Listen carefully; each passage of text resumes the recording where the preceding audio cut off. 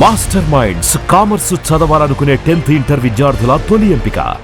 వివాహ బంధం అనేది ఇద్దరు వ్యక్తుల మధ్య ఏర్పడే ఒక పవిత్రమైన బంధం మాత్రమే కాదు, చట్టబద్ధమైన సంబంధం. బంధుమిత్రులు కలిసి నూతన వధూవరులు 100 ఏళ్లు కలిసి జీవించాలని ఆశీర్వదిస్తారు. పెళ్లంటే ఇద్దరు వ్యక్తుల మధ్య సంబంధం మాత్రమే కాకుండా 2 కుటుంబాల్లో ఒక్కటి చేసే గొప్ప శుభకార్యం. అలాంటి వివాహ బంధానికి కొంతమంది తీరని మచ్చ తెస్తున్నారు. పెళ్లికి ముందే ఇల్లీగల్ వ్యవహారాలు నడుపుతూ పెళ్లయ్యాక దంపతులు ఒకరినొకరు మోసం చేసుకుంటున్నారు. ఆమెకు పెళ్లైంది, భర్త కూతురు కూడా ఉన్నారు. కానీ సభ్య సమాజం తలదించుకునే మేనల్లుడితో జంప్ అయిపోయింది. ఈ ఘటన ఎక్కడ జరిగింది? పూర్తి వివరాలు చూద్దాం.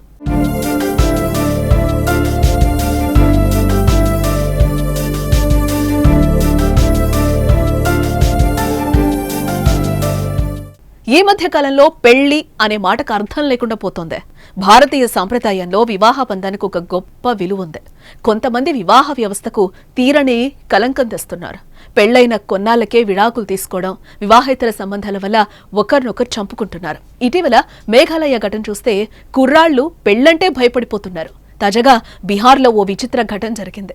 అతను మేనల్లుడు మేనమామ సాక్షిగా పెళ్లి చేసుకున్నాడు. వినటానికి విడ్డూరంగా ఉన్నా మీరు వింటుంది మాత్రం నిజమే. అది కూడా శాస్త్రోక్తంగా గుడిలో జరిగింది.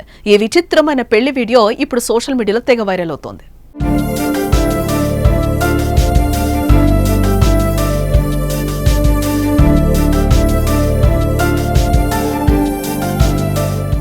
పాట్నాకు చెందిన ఆయుష్కి 2021లోనే అదే గ్రామానికి చెందిన విశాల్ దూబేతో పెళ్లైంది. ఈ జంటకు ముద్దులోలకి 3 ఏళ్ల కూతురుంది. ఇటీవల విశాల్ మేనల్లుడు సచిన్తో ఆయుష్కి పరిచయం ఏర్పడింది.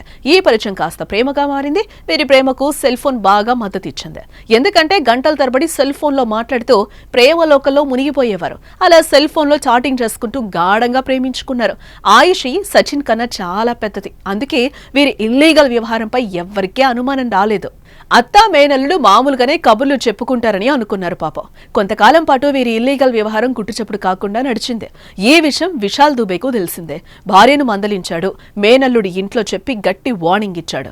అప్పటి నుంచి భార్యాభర్తల మధ్య తరచూ గొడవలు మొదలయ్యాయి. అది కాస్త పోలీస్ స్టేషన్ నుంచి కోర్టు వరకు వెళ్ళింది.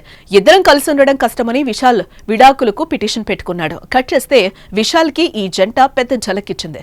చెప్పా పెట్టకుండా ఇద్దరు జంప్ అయిపోయారు.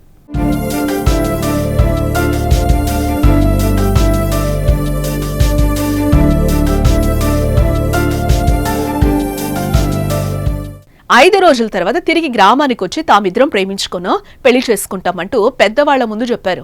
అప్పటికే ఆయుషి అంటే కోపంగా ఉన్న విశాల్ పెళ్లి కొప్పుకున్నాడు. భర్త, కూతురు, ఇతర పెద్దల సాక్షిగా శుక్రవారం సాయంత్రం ఊళ్ళోని గుడిలోనే సచిన్ని ఆయుషి పెళ్లి చేసుకుంది. తన కుమార్తె తండ్రితోనే ఉంటుందని, ఇకపై తన జీవితాన్ని సచిన్తోనే గడుపుతానని ఆమె స్పష్టం చేసింది. సచిన్ మాట్లాడుతూ మేమిద్దరం మనస్ఫూర్తిగా ఇష్టపడ్డాం, ప్రేమించుకున్నాం, అందుకే పెద్దలు నొప్పించి పెళ్లి చేసుకున్నాం, ఆయుషిని జీవితాంతం సంతోషంగా చూసుకుంటా అని చెప్పాడు. ఇక ఆయుషి మొదటి భర్త విశాల్ మాట్లాడుతూ ఆమె ఇష్టాన్ని నేను ఆపను, కానీ నాపై తను చేసిన ఆరోపణలు తప్పు. నా కూతురు, నా తల్లిని ఆమె ఏనాడు సరిగా చూసుకోలేదు. ఈ రోజు నుంచి తన బాధ్యతలు సచిన్ చూసుకుంటాడని అన్నారు. ఈ పెళ్లి గురించి తెలిసిన వాళ్ళు ఇది కలికాలం, సంబంధాలకు అసలు విలువలే లేవంటూ మాట్లాడుకుంటున్నారు.